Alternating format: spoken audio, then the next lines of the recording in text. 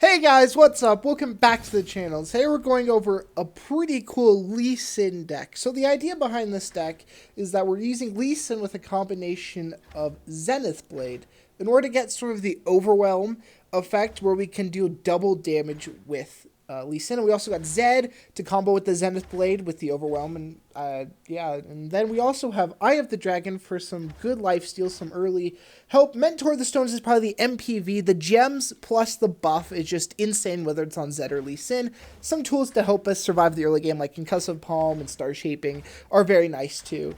With that, guys, let's get straight into the game. So, I did pre-record this game, and I want to show it to you guys for a couple reasons, and we'll get to that once they happen.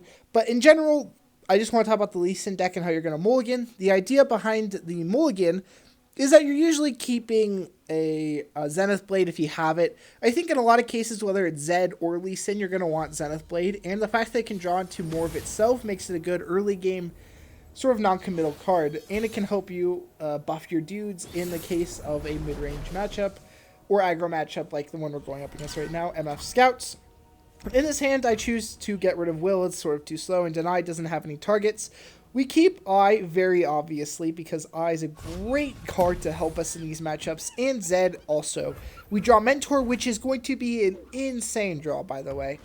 Mentor makes our Zed twice as strong, and it gives our Eye of the Dragon some spells in order to help trigger it. And then we draw a Zenith Blade, which is pretty good as well. Going to be able to help us maybe buff the Eye of the Dragon, the Mentor, or even possibly the Zed. So we're going to take a hit here. I could have seen a Eye of the Dragon preemptively. I do feel like that if we can get Double Dragon into Mentor, we kind of have a hard time losing in most matchups. Now, we're going to play Zed here to put some pressure on him. I don't think it's really a choice here because we are not going to be able to get the Eye of the Dragon out. Now, I did think here Mentor might be good too. We can buff the Eye of the Dragon, get the spells we need sort of early on, but Zed is the one I went with. I think I should have gone with Mentor there because the spells, I needed them early. Because next turn I could Eye, and then the turn after that I could use both spells, and then on his attack turn, his big attack turn, turn 5, I would have double Dragonlings, and that would make his attack just that much worse. Here, he's going to kill our Zed. We sadly don't have a response. And yeah, so definitely shouldn't have done that there. That was the big misplay. Zed would have been pretty powerful there, but we do need to play a little bit slower than him, and he could have just let the damage. I don't know what the right play was there. I do feel like it was probably Mentor. Here, I think we play Lee Sin. That's sort of a non-committal, you know, he can't really do anything about it, and so I mean, he's going to pull it, obviously, and we're going to take 3 extra damage, which is rough. He's actually going to be able to kill the Eye of the Dragon here. Very annoying, right? And, of course, we can block, like, the 3-2 on the other side. He is going to choose to pull Lee Sin, so that's a very smart move. Our Lee Sin's going to go down to 1 health, and we're just going to lose some health on the Eye. Now, a big turn is coming up here. His turn 5, where he can drop a Genevieve and sort of take over the game.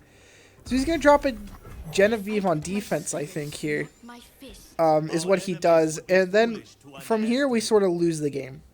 And so my thought process here is we can play Mentor and get double spells.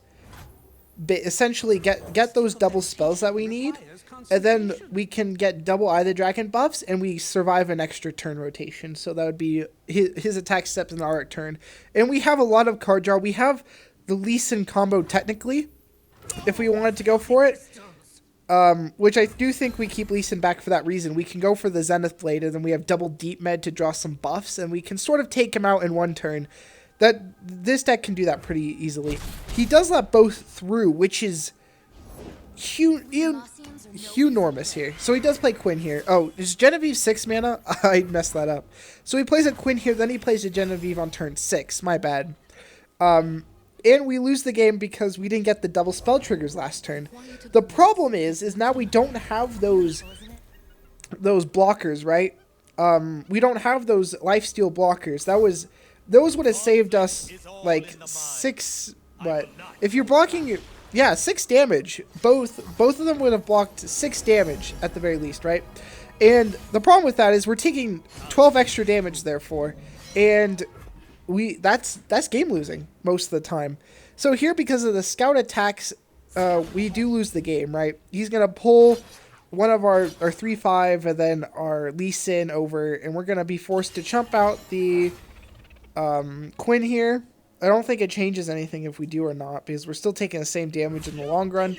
So we do block the Quinn, and then next turn we're dead, basically, because he pulls something with Genevieve, and we're taking a full lethal.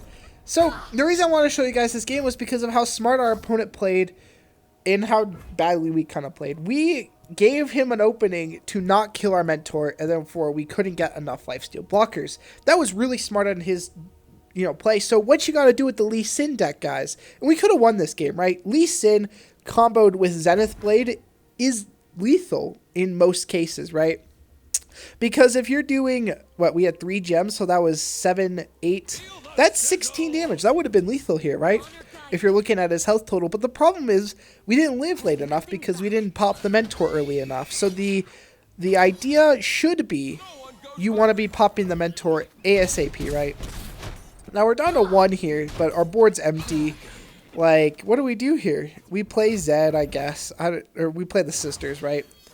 And in the long run, guys, I want to talk about this Zed Lee Sin deck more often. I think I'll do another video on it. The idea should be that you are playing around. You're playing into, your lifesteal dudes in certain matchups. Like this one, we definitely needed those earlier on. We definitely needed a spell heavy hand.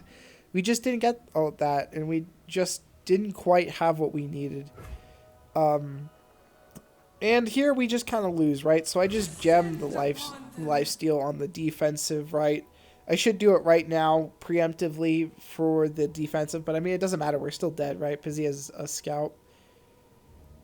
He has a Genevieve, right? So he can just pull something. So this game is basically over, guys, so I won't bother you with watching the rest. I definitely think that don't be afraid to play your mentor early and risk it dying because of the spell synergy with it.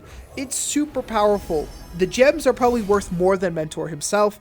Make sure you watch out because Lee Sin can easily be lethal, like OTK, very easily. So make sure you're watching out for that. Anyway, guys, I hope you enjoyed this video. Hope it wasn't too monotone, and hopefully I'll get a more excited video of this deck out soon. See you guys next time. Bye.